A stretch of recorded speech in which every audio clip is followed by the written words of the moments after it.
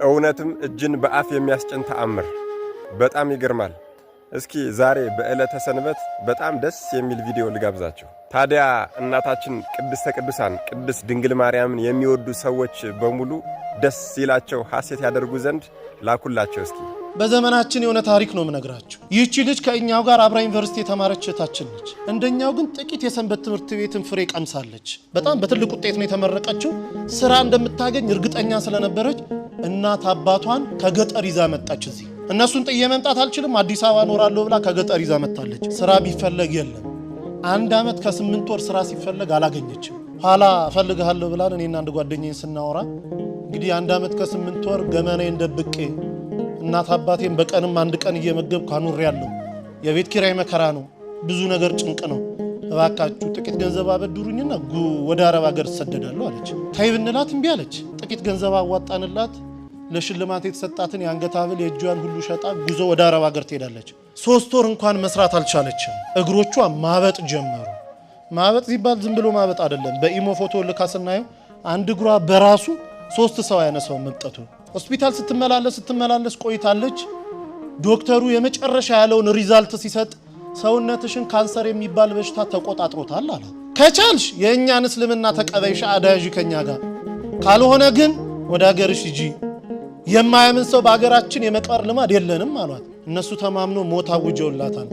ዶክተሩ 2 ቀን ቀርቶሻል ብሏታል። እዚህ ደውላ እናትየው ጋር ስትነጋገር እናቴ ሆይ እኔ ባለሁበት ቦታ አክሱምም እያለሁ እዛም ገጠር እያለን ሲጨንቀኝ ስታመም ጸበል ቦታ ነበር መሄድ። አሁን ግን ባለሁበት ጸበል የለም። በአንቺ ማህፀን ውስጥ 9 ወር ከ6 ቀን ኖሬያለሁ። የአንቺ ስጋ ማለት የኔ ስጋ ነው።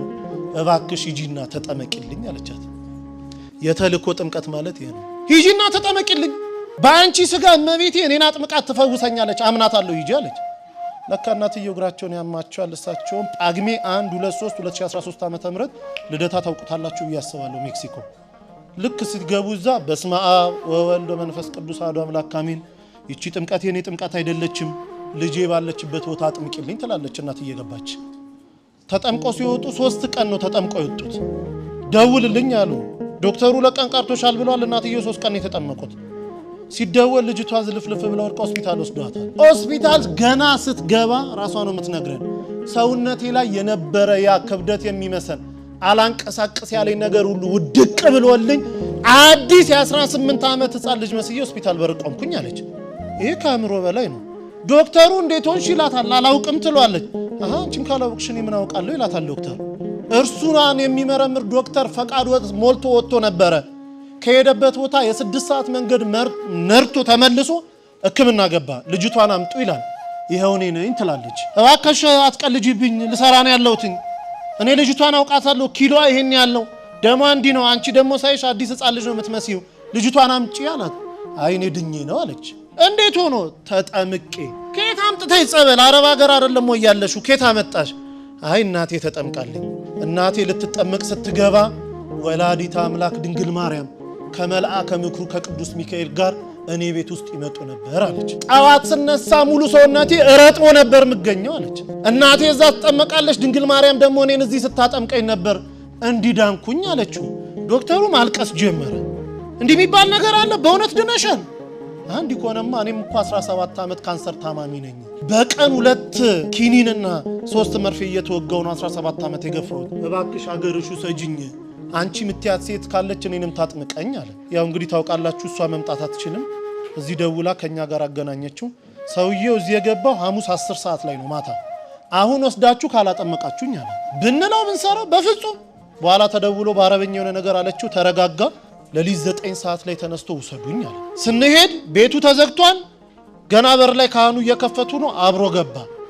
ንባባቱን ደሞ ዕጣኑን አንድ ላይ ተደርጎ ውስጥ ከሰማ በኋላ መጀመሪያ ተጠማቂ ሆኖ ገባ። እንደገባ መጮን የጀመረው ሲወጣ ሆስፒታል ውሰዱኝ አለ።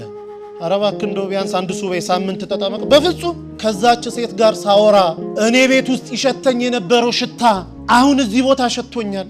እሷ ስታወራ ሁሌ የሚመጣው ሽታ እኔ ጋር አለ። እባካችሁኝ ውሰዱኝ። ከውስጥ የጥቁር ነገር እየጮኸ ሲወጣ ይቻለው፣ እንደ ጉም ደመና ወጥቶ ሲወጣ ይቻለው፣ ውሰዱኝ አለ። ሆስፒታል ተወሰደ። ምርመራውን ጠበቀ። ሲመጣ ካንሰር የሚባል የለብህም ተባለ። አላምንም ኢትዮጵያውያንን አለ። ዶክተሮቻቸው እንዴት ናቸው? 17 ዓመት የተያዝኩትን እንዴት የለም ትሉኛላችሁ አለ።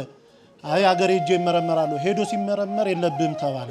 አሁን ግብጽ ቤተክርስቲያን እዛው ተጠምቆ ሚስቱም 3 ልጆቹን ተጠምቆ ያገለግላሉ። በዚህ ዘመን ይህንን ከመስማት በላይ ምን የሚያጽናናን ነገር ሊኖር ይችላል?